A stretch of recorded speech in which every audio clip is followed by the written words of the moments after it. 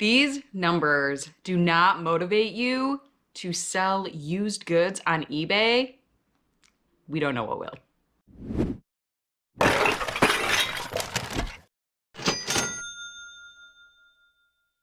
Hey, welcome back to another Hustle and Hooks video. My name is Adine. This is my beautiful wife, Melinda, and we are a husband and wife team that sells online, primarily on eBay, a little bit on Poshmark, and a tiny bit on other platforms like Etsy, and just a little bit locally on Facebook Marketplace.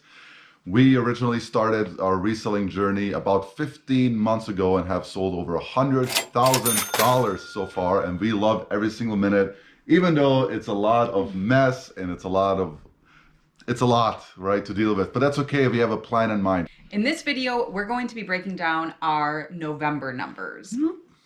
We sold over $14,000 and we're going to dive into that. Whoop, whoop. Yeah, best month so far in our young career. We're going to talk about the gross, net, what it actually takes financially, how much it costs to put up these types of numbers. And we're going to talk a little bit about a return percentage, because that's a very common question. And we really want to break down that returns aren't that bad. And the amount you lose on returns isn't really that bad either, as long as you're doing what you're supposed to. So let's dive into these numbers, starting with the total amount we sold. So as we said, our gross sales, and this number includes shipping, was $14,296. That beats our previous record, which was $13,100, which includes shipping as well. So that was from 266 sales over the month of November. Our previous highest number of sales was 256. So 10 more sales this month and about $1,000 more than previous records. Yeah, the 256, 266, they're pretty close, which is, I think, almost a maximum of what we're able to do is about 250 a month. That's a pretty comfortable range where, but for the amount of hours we put into this, I think we can achieve that monthly. So our net sales, which we take out cost of goods, we take out shipping, we take out our fees. So our taxable income this month was $8,237.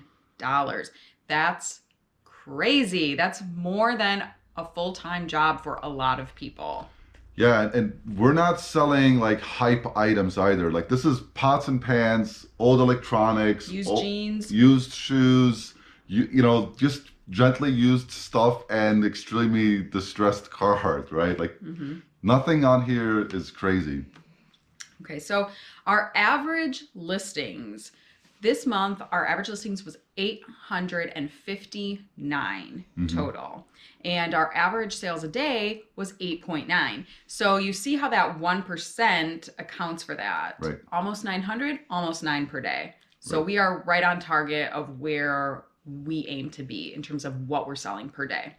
Yeah, and if you really break that down too, like, we've had back-to-back days where we sold 15 items per day, and then the third day we sold 10, and then the fourth day we sold 4, right? So you have to look at all of this, as we've mentioned before, as a long-term average.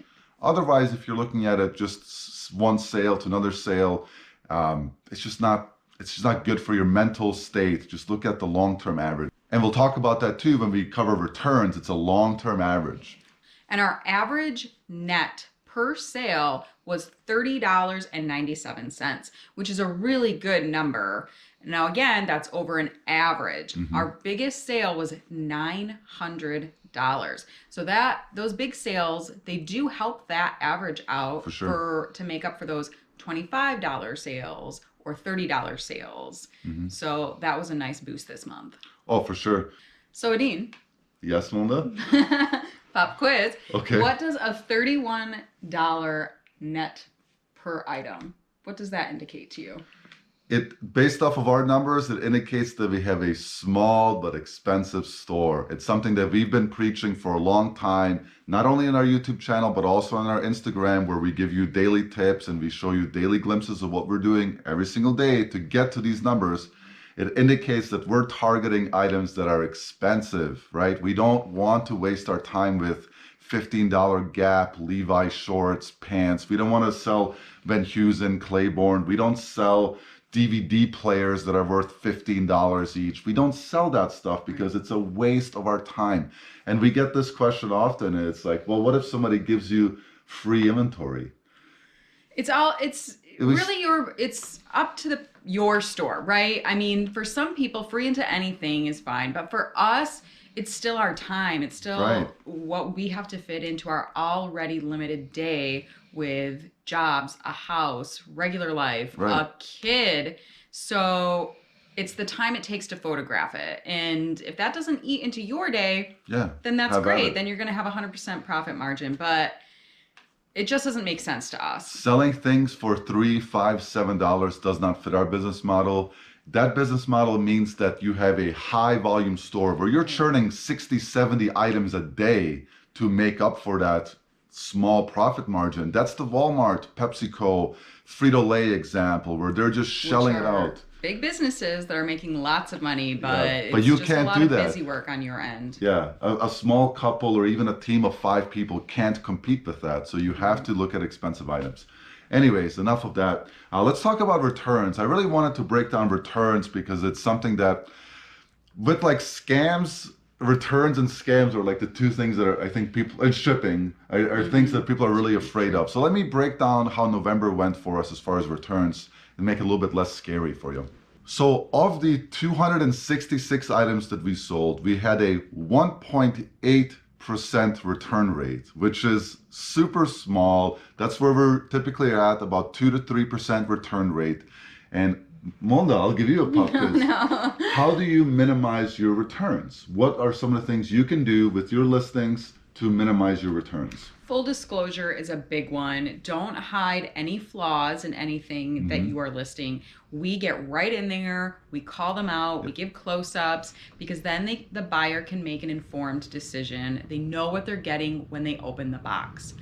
So that also includes testing your electronics. Right. Full disclosure is I've tested it, I know it works. I'm not going to say that it works in my listing and then hope for the best when it gets there. Don't gamble. Right. Don't gamble on, especially because those are going to be your expensive items. You want that sale to stay completed. You want them to keep it. You want happy customers. And happy customers means they might think of your store again when they have to make another purchase. That's right. Yeah, so 2 quick examples. We sold a $180 Sony Handycam and a $275 DVD VHS dubbing unit recently.